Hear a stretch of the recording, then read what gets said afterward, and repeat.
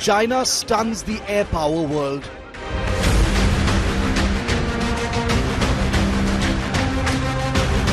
Flaunts 2 new next-generation fighters.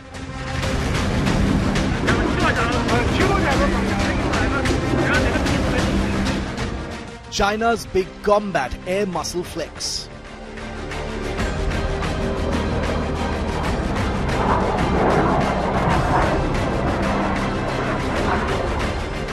But while China builds fighter muscle, India has 0 next-generation fighters.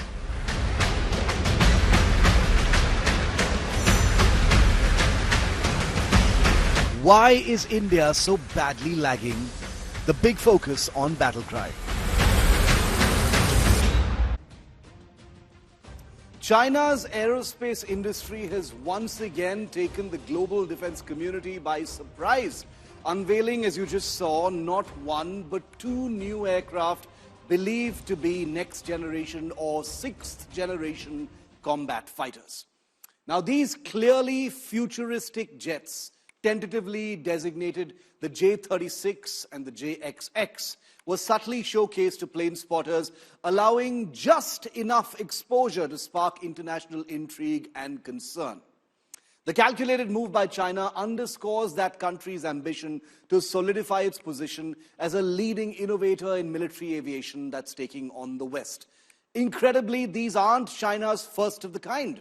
These latest unveilings, captured in these videos on your screen, mark actually the 3rd and 4th next-generation fighter designs China has brought to light in the last few years, following the operational success of first the J-20 and then the ongoing development of the J-35.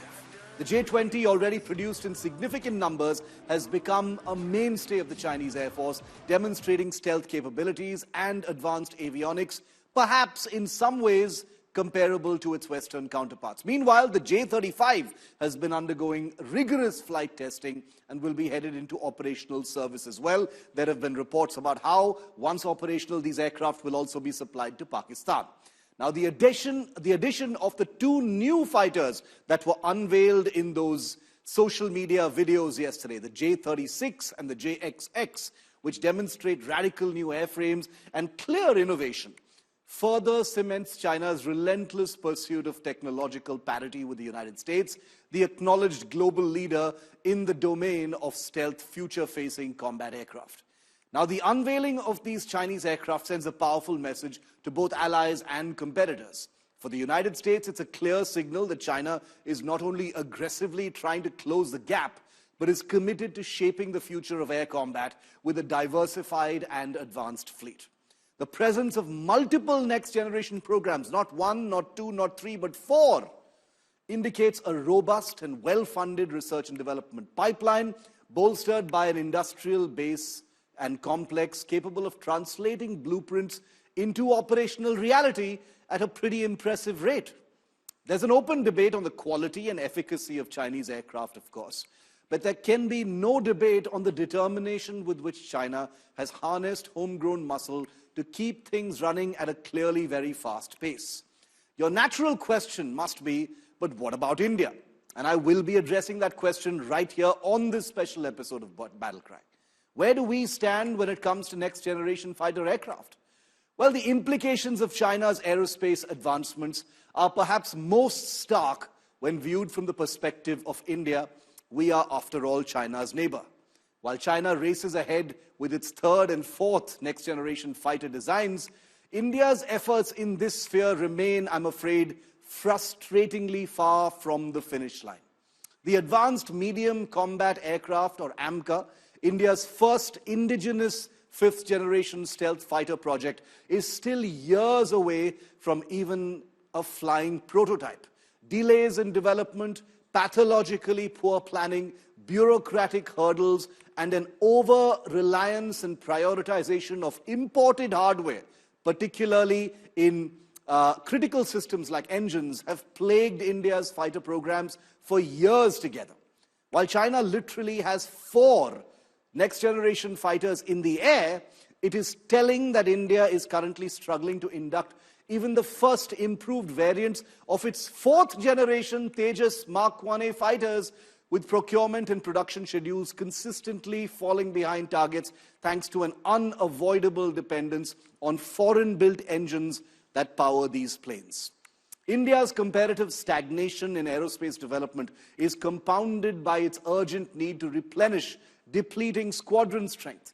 The Indian Air Force has been forced to accelerate plans to import foreign fighters to bridge critical gaps, a stopgap measure that underscores the absence of a coherent long-term strategy. In contrast, China's methodical approach to capability building, from the development of indigenous engines to the establishment of a mature industrial base, has positioned it as a formidable player in the global air power race.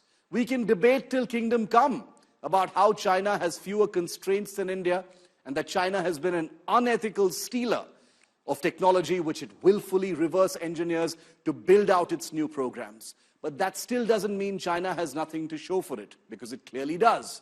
The comparison between the two Asian giants, China and India, is therefore crucial. While China can now boast of 4 next-generation fighter programs in various stages of maturity, India has yet to deliver on even its first. This disparity highlights not only the differences in technological capability, but also in strategic foresight and execution. China's aggressive development cycle reflects a clear understanding of the geopolitical and tactical advantages conferred by air superiority and the future battlefield in which highly digitized and networked aircraft will operate. In contrast, India's challenges in aerospace development reveal systemic issues that extend beyond individual projects, encompassing policy, funding, and, let's face it, industrial capability. The glow of China's new aircraft illuminates just how much India has failed to do to keep up. As the air power race intensifies, the stakes for regional and global security could not be higher. China's advancements serve as both a warning and a wake-up call, not just for India, but for the broader international community. The gap in capabilities is a reminder that in the high-stakes arena of military aviation, success will be determined not only by ambition, but by the ability to translate vision into reality, a lesson that India can ill afford to ignore. And I've had my say, but let's hear from the experts in the field. So China has unveiled what are being seen as its 3rd and 4th next-generation fighter projects. They go by various names, but those images are out there. Just a very quick disclaimer before I go to our experts, and they are among the finest analysts in the country. This is not a discussion on the efficacy of these aircraft or, what kind of technology is involved. We are simply doing a surface comparison of China being able to, flaunt as many as 4 such next-generation projects, while India is struggling to kickstart even the first one, and what the reasons are. Welcoming on to Battle Cry this evening, Air Marshal Anil Chopra. He's former Director General of the Center for Air Power Studies and a veteran fighter pilot. Angad Singh is our favorite aviation analyst and author.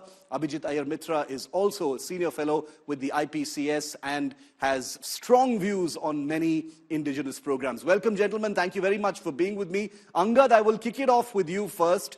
I've seen some of the comments that you've made on social media after these videos came out. So your opening thoughts on some of the things I've laid out, because the public wants to know, China has so many of these programs. Where's ours? Your thoughts, Angad?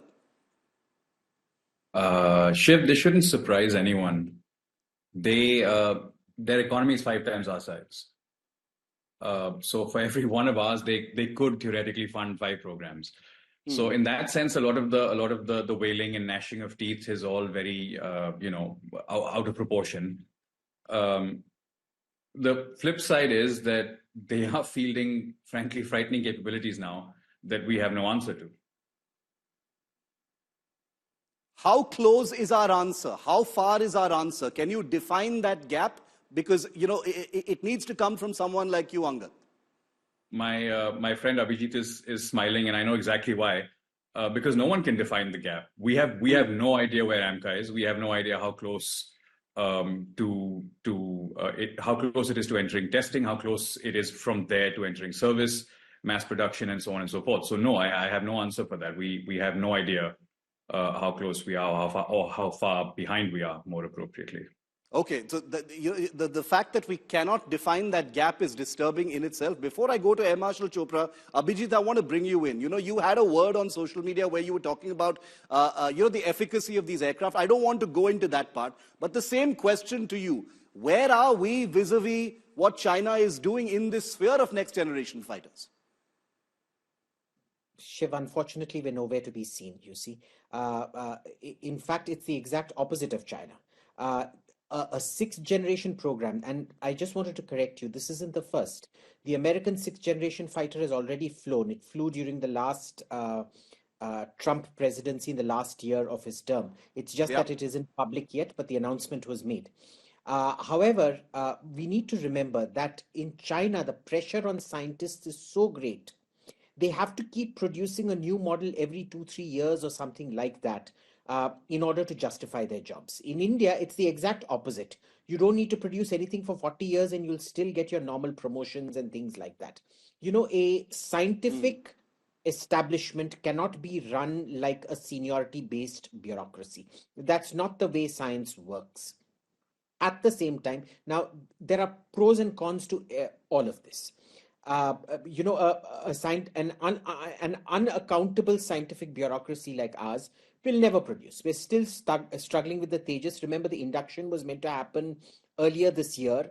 It was postponed to November. Then it didn't happen in November. Now it's been postponed to another year. And this when GE told us that the engines weren't going to be available for a long time. It isn't that they figured this out now. We'd known this about 5-6 years back. The issue on the Chinese side is you always question the efficacy of these fighters because this kind of short development time and producing two fighters. Remember the travails of the F-35 program. One fighter took so long, the systems integration was so difficult, it was so complex. For you to suddenly produce two fighters like this out of nowhere raises a lot of question marks. A lot of the capabilities involved in India versus China is based on the strength of your civil manufacturing sector. In India, almost all consumer products labeled Make in India actually have their components coming from China. China has a massive domestic manufacturing. India does not. You cannot do what China does without having domestic civilian manufacturing because your defense manufacturing piggybacks on your civil manufacturing. Okay, interesting. And, since you have, talked about efficacy, I will come to efficacy in the second round of my questions because I think you've persuaded me that is something that we need to look at. The short development time, the speed with which these aircraft have actually been unveiled is something that needs to be also, looked at a little more closely. I'll come to that. Air Marshal Chopra, what is the gap? We're trying to identify what the gap in capability is between what India has right now and what these aircraft that the Chinese government has put out into flight test, what they demonstrate. How do you see that? Here, gap is significant, and unfortunately, it is growing significantly. The white emperor is in the air. The entire global aviation community is abuzz. See, look at the picture that you are showing. Tailless, diamond-shaped aircraft, 3 engines. Aircraft is flying. It's supposed to be 6th generation. What technologies are there not, we will come to know very soon. But the Chinese are moving ahead. And where are we? LCA Mark 1 flew in 2001. And now we are entering 2025. We have only 40 aircraft. 2 squadrons in the Indian Air Force. 1A is already delayed by more than a year. And I only hope it doesn't get delayed. Our design and development is slow. The production rate is low. If you could just work out in 2015 when we formed the first squadron till today, the total number of the aircraft in the Indian Air Force averages 4 to 5 a year. The best we have ever achieved is about 12 aircraft in a year, despite having a third line in Nasik. We need to build 24 aircraft. Let's assume that in March we will get the 1A, the first one the Indian Air Force will get. By 29, we are supposed to finish completing all 83 of them. That means India must produce 24 aircraft. Where are those 24? Have we put the logistics? Have we got? So issue number 1 is very, very slow decided. As a nation, we are failing. We can't blame just HAL, DRDO, Indian Air Force. As a nation, we haven't got our act right. And that is where. So R&D. 0.6% of our GDP is spent on R&D. Look at the Chinese spending 2.6%, Americans spending 3.5% of GDP. I am presuming that the aeroplane that we are seeing on your screen has got nothing inside, but it's flying. To fly safely, get up on, take off and land, the tailless, we haven't seen the American tailless aeroplane flying yet. So my contention is the Chinese are pushing ahead. And the second issue that you already flagged is the numbers. We are down to 30. We are the only air force in the world flying MiG-21s and Jaguars today. Only air force in the world.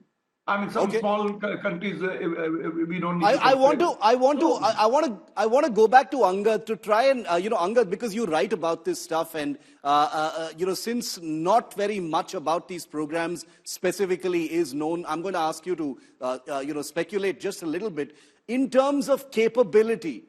What kind of a capability gap between the Indian Air Force and the Chinese Air Force is represented by aircraft like the ones we're seeing on our screen right now, and the other two, so-called fifth-generation fighters that the Chinese Air Force has either operationalized or is about to? What kind of a capability gap does it represent? Look, it's obviously significant, Shiv, because we're looking at a very novel design. This is not something that anyone can point at and say, "Oh, look, they copied X aircraft or Y aircraft." This is not an F-22 knockoff or a F-35 knockoff. A tailless flying wing, three engine configuration, which is incredibly sort of out there. Yeah. I mean, it just suggests a confidence in design and technology that I think we have till now not given the Chinese credit for. I think it was always there. But I think it's been easy to dismiss China thus far because of how similar what they produce looks to other things, and not realizing that it's enabled by technology and enabled by a design confidence under the skin that is really worth looking into. And as far as why we are behind and how we are behind, I think this is a lesson that we should have learned from the Cold War, from our Soviet allies, is that you can lie to some of the people some of the time. You can't lie to all of the people all of the time. This is an incredibly sobering conversation, and since the public is asking this question, and I have no wish to oversimplify what is I acknowledge a nuanced issue, but Abhijit, many people will be wondering when they look at these pictures, and I know it's a complex question issue, but if the balloon goes up, if there's an air war between the two countries, how would the technology that we're looking at kind of manifest if the two countries actually went to war and fighters from both sides were, going up against each other? The sad thing is, Shiv, that we probably have access, or with proper planning, we could have gotten significantly more technology. This has been a complete top, medium, lower level failure of planning on the Indian side, where we have never bothered taking these threats seriously and countered them in any way. Remember, the MMRCA program started off as a single-engine MRCA program to replace the MiG-21. Then it became a double-engine MMRCA program, essentially as a failure compensation for the Sukhoi. And now it's taken on a completely different life of its own. You don't have any expert political oversight of the military. The military is, I hate to say this, but not very financially literate in that sense. There are huge planning issues even within the military. Leave aside the lack of expertise of the political and bureaucratic leadership. Yes. This is point number one. But that said, we need to understand China. I am very hesitant to call this a sixth-gen fighter. Sure, in terms of its external shape, it is.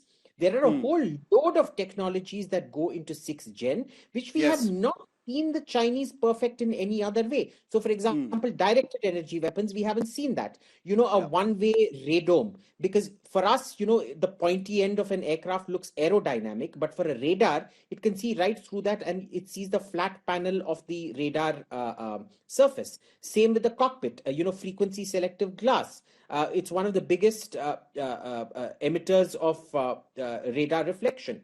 Absolutely. There is no cooling of the exhausts.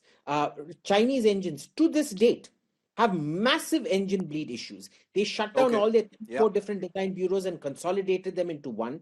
Those issues still have not gone away.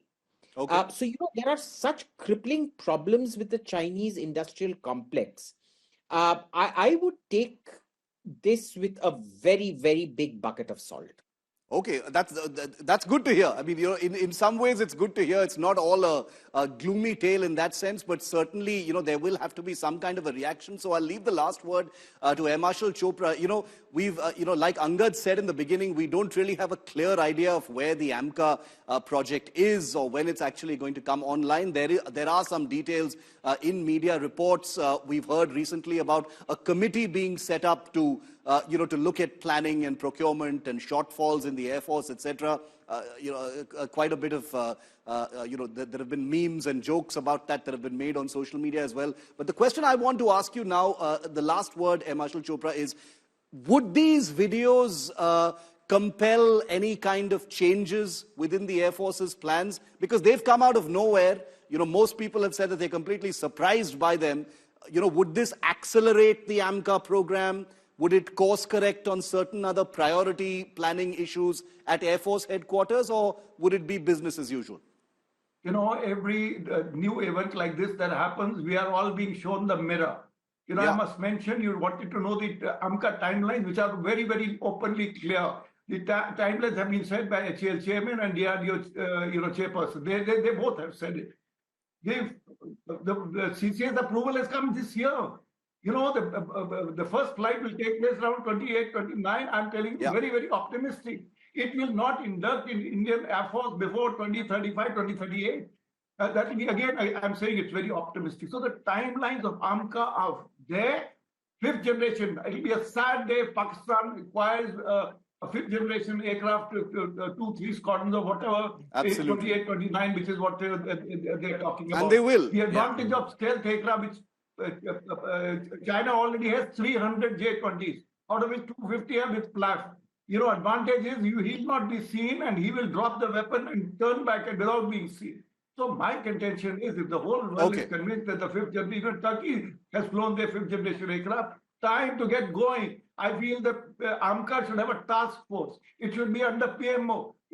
All the resources of the country must be put together. The DRDO, HAL must find a private partner, which is a part of the original thought process, and get the best of technology. Otherwise, the gap is going to. These are all really excellent ideas, Air Marshal Chopra. The only problem is we've been talking about special purpose vehicles, public-private partnership for so long. I remember reporting on this, before the COVID pandemic in 2019, and still nothing has actually moved forward. And if someone like an Angad, who knows more than a thing or two about what's going on with our programs, says we aren't really clear about where things are, that's a huge, huge red flag for me. And I'm going to continue looking at this story very carefully, but I'm out of time here on Battle Cry, but it was very valuable to have three voices like yours to put into perspective how we need to look at these pictures and what it really means for India. So I thank Abhijit, Angad and Air Marshal Chopra for being with me and giving us your time. Thank you so much, gentlemen.